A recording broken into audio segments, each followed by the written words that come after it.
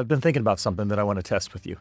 I'm coming to this conclusion that if you go through an entire week and you haven't been wrong about at least 3 things, then you're probably deceiving yourself. Stay with me because I want to unpack this and why it's so important for those of us who are on this journey toward clear thinking, better problem solving, more effective decision making, and yes, discovering those literal and metaphorical treasures. So what I want to do in this video is I'm going to walk you through 3 different ways of getting at this claim that I just made. The claim that we need to get better at admitting our mistakes and recognizing them. And I'm going to do this with 3 kinds of metaphors or examples. And then after that, I will give you 4 questions that I think can be really helpful in allowing us to better recognize when we make mistakes, to learn from it, and to get better. The goal is to act in a way that's wise and virtuous. That's my goal anyway. And if that's something that you care about, then please stay with me. Now, the first thing that I want to talk about is this idea of a soldier versus a scout. So Julia Galef, this cognitive psychologist, described that there are these 2 mindsets that often arise. And one of them is the soldier mindset. And this isn't meant to minimize the actual role of a soldier, which is obviously much broader than what I'm going to say here. But for the sake of this metaphor, this illustration, the soldier is the one whose task is to defend a position, to hold your ground. And so in the cognitive science world, when you're in a soldier mindset, you are fixed and focused on trying to defend your position, to hold your ground at all costs.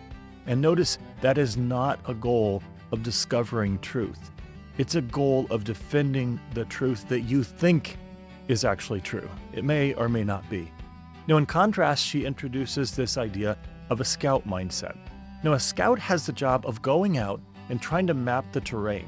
And the scout's goal is to get the map as accurate as possible.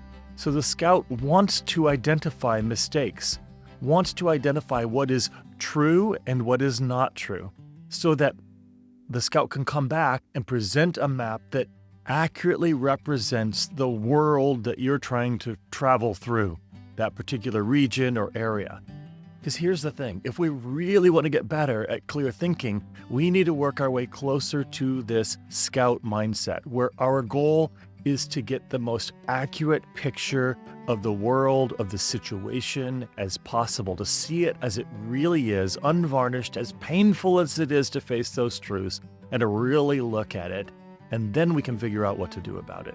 Versus that soldier mindset again, which can get caught up in just defending where you are, standing your ground. It's a battle mindset that's not always very helpful when you're trying to discover actual truth, to get to what's real and what's not. The second one that I have is from Nassim Taleb, and it's this idea of fragile versus anti-fragile. A fragile idea is an idea or a truth claim that cannot tolerate or stand up to criticism, to evaluation, to critique, to analysis. And as a result, people will try to defend the idea by protecting it from questions, by protecting it from critique or analysis. And that just doesn't help the idea or the concept get less fragile. The goal is you want anti-fragile ideas. You want concepts and ideas and plans that are likely to hold up in the real world and under pressure. And if you're going to do that, then you need to test them. You need to pressure them. We need to interrogate them, to analyze them, to look at them from different perspectives. And along the way, the goal is not just to tear things down and leave this junkyard of ideas.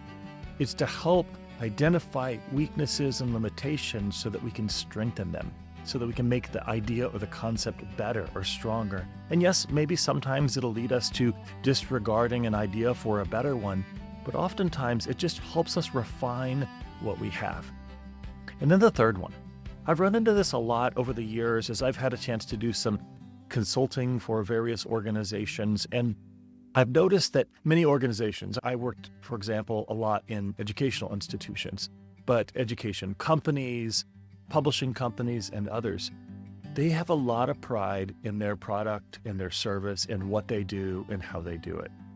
And as a result, when you go and you talk to them, they often have this view that if only people knew our story better, if they only thought and felt about what we do in the same way that we do, everything would be okay. And so they bring in a marketing firm, and the marketing firm comes in and tries to paint a beautiful picture of who they are and what they do. The problem is sometimes that picture is not accurate. It does not reflect what really happens on a day-to-day basis. It's putting lipstick on a pig. But if you really want to help an organization that's struggling, you have to help them face the facts. That if no one really wants what they have, if people are dropping off regularly, maybe it's them. Maybe it's their product. Maybe it's their service. Maybe they need to make the adjustments and changes that better serve and meet the needs of the people that they want to serve. Are they actually listening and learning from them? You see the difference? One is just about trying to make what you do look and sound better, which maybe in the short term could get more customers, but they're going to drop off whenever they realize what it really is or isn't. And the other is to actually make what you're doing amazing, to make it great, to make it the highest quality you can. And then it's so much easier to market and advertise and tell the stories. And when people see it and they taste it and they experience it, they go and tell others. And that's going to have a much better long-term effect. So you have those three ideas, the soldier versus scout, the anti-fragile versus fragile idea, and then you have this marketing versus doing the hard work of becoming a quality product or service.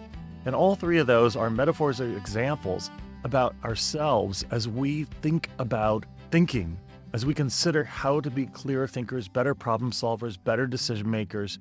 And again, I say it over and over again, better at discovering those literal and metaphorical treasures. So how do we do it? How do we get better at learning from our mistakes, at admitting our mistakes, at being open to and willing to receive critique, at interrogating our own ideas and assumptions enough that we can improve? So I have 4 questions I've jotted down for you to consider. The first one is this: can I state the argument of someone I disagree with so well that person would say, yes, that is exactly what I mean? Now, this is not necessarily meaning that you're changing your mind about it, but it means that you're willing to be honest and you're not just creating straw men of people's ideas. You're not just trying to dismiss them or diminish them. You're treating them with care. You're taking the time to listen, to learn, to analyze, to understand. And in fact, when you do this, when you can understand the position of another person so well that they feel like you're defending it as well as they are, now you're in a much better position to seek the real truth, to figure out what is real and what is not, what is true and what is false. And you're going to build some credibility along the way too. So second question is this: what is one thing that I believed strongly last week that I have less confidence in today?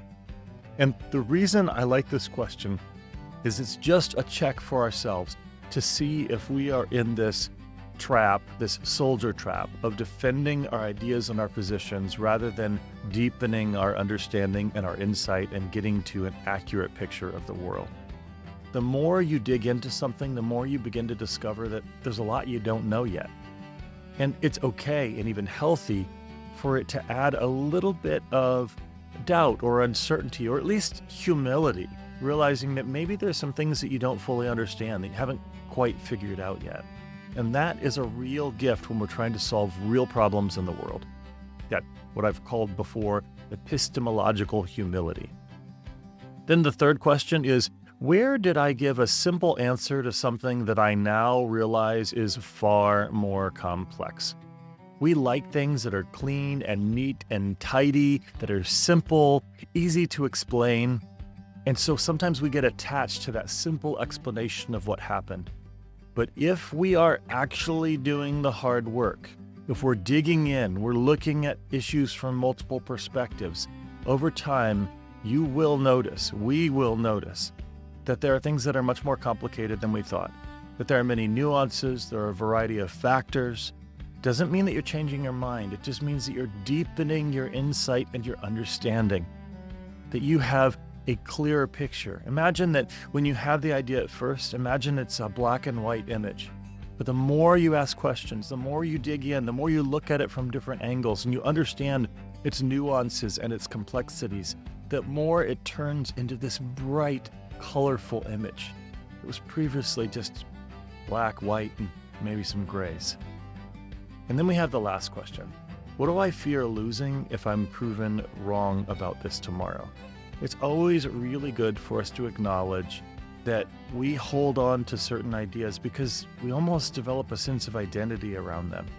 And sometimes we just have to acknowledge that there are risks to seeking the truth. If you're trying to understand things as they really are, that's scary. That's uncomfortable. It doesn't feel very nice to sit in those places of uncertainty at times. And yet that is what's necessary if you want to get at the truth. I hope you find this useful. I look forward to your comments.